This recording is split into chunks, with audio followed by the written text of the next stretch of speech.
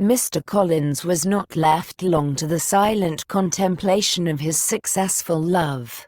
For Mrs. Bennet, having dawdled about in the vestibule to watch for the end of the conference, no sooner saw Elizabeth open the door and with quick step pass her towards the staircase, than she entered the breakfast room, and congratulated both him and herself in warm terms on the happy prospect of their nearer connection.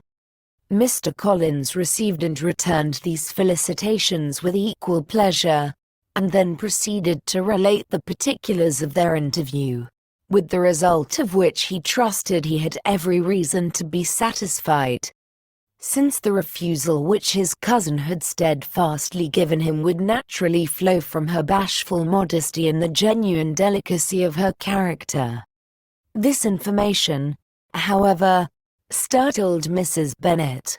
She would have been glad to be equally satisfied that her daughter had meant to encourage him by protesting against his proposals, but she dared not believe it, and could not help saying so.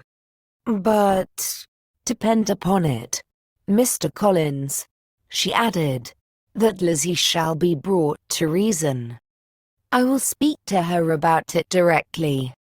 She is a very headstrong, foolish girl, and does not know her own interest, but I will make her know it."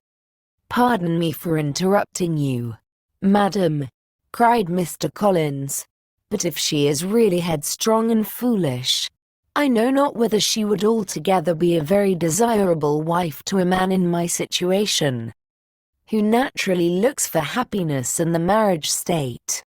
If therefore she actually persists in rejecting my suit, perhaps it were better not to force her into accepting me, because if liable to such defects of temper, she could not contribute much to my felicity."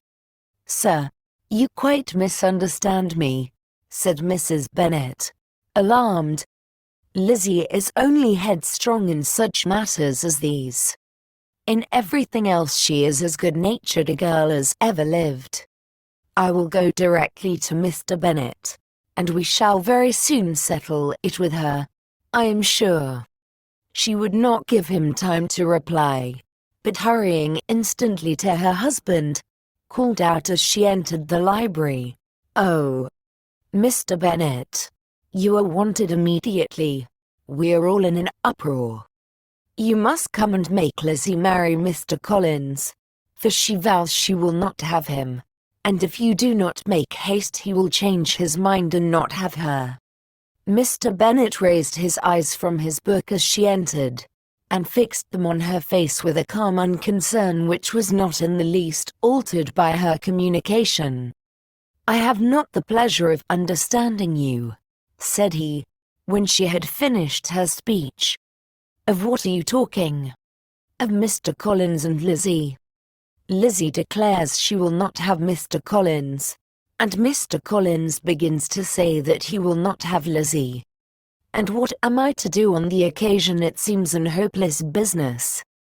Speak to Lizzie about it yourself. Tell her that you insist upon her marrying him. Let her be cooled down. She shall hear my opinion." Mrs. Bennet rang the bell, and Miss Elizabeth was summoned to the library. "Come here, child," cried her father as she appeared. "I have sent for you on an affair of importance. I understand that Mr. Collins has made you an offer of marriage." "Is it true?" Elizabeth replied that it was. "Very well, and this offer of marriage you have refused?" "I have, sir." "Very well. We now come to the point. Your mother insists upon your accepting it. Is it not so, Mrs. Bennet?" "Yes, or I will never see her again. An unhappy alternative is before you, Elizabeth. From this day you must be a stranger to one of your parents. Your mother will never see you again if you do not marry Mr. Collins, and I will never see you again if you do." Elizabeth could not but smile at such a conclusion of such a beginning, but Mrs. Bennet, who had persuaded herself that her husband regarded the affair as she wished, was excessively disappointed.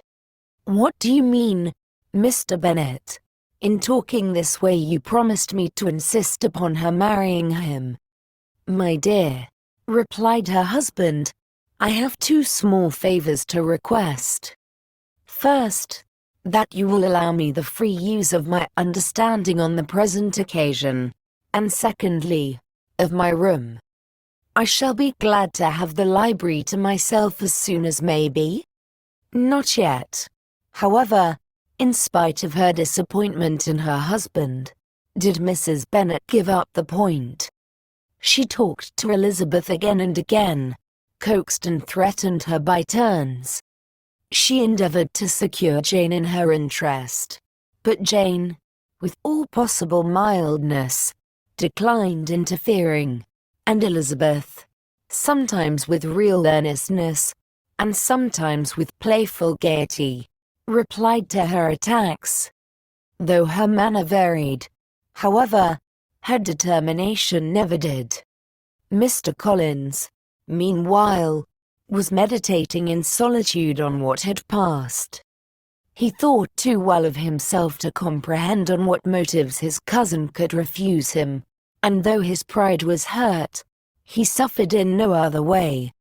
His regard for her was quite imaginary, and the possibility of her deserving her mother's reproach prevented his feeling any regret. While the family were in this confusion, Charlotte Lucas came to spend the day with them. She was met in the vestibule by Lydia, who, flying to her, cried in a half-whisper, "I am glad you are come, for there is such fun here.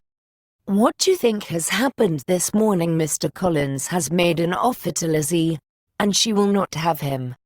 Charlotte hardly had time to answer, before they were joined by Kitty, who came to tell the same news, and no sooner had they entered the breakfast room, where Mrs. Bennet was alone, than she likewise began on the subject, calling on Miss Lucas for her compassion, and entreating her to persuade her friend Lizzie to comply with the wishes of all her family.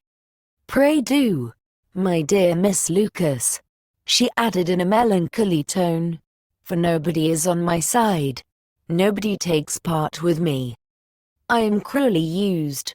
Nobody feels for my poor nerves." Charlotte's reply was sped by the entrance of Jane and Elizabeth. "Aye, there she comes," continued Mrs. Bennet, looking as unconcerned as may be, and caring no more for us than if we were at York, provided she can have her own way. "But I tell you, Miss Lizzie, if you take it into your head to go on refusing every offer of marriage in this way, you will never get a husband at all, and I am sure I do not know who is to maintain you when your father is dead. I shall not be able to keep you, and so I warn you. I have done with you from this very day.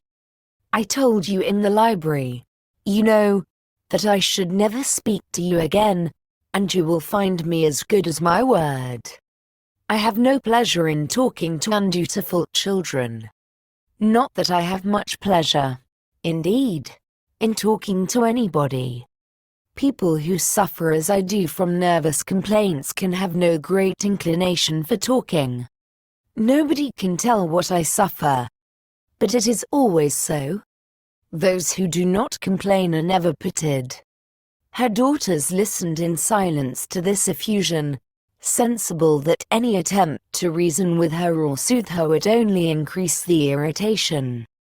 She talked on, therefore, without interruption from any of them, till they were joined by Mr. Collins, who entered the room with an air more stately than usual, and on perceiving whom, she said to the girls, "Now, I do insist upon it, that you, all of you, hold your tongues, and let me and Mr. Collins have a little conversation together." Elizabeth passed quietly out of the room.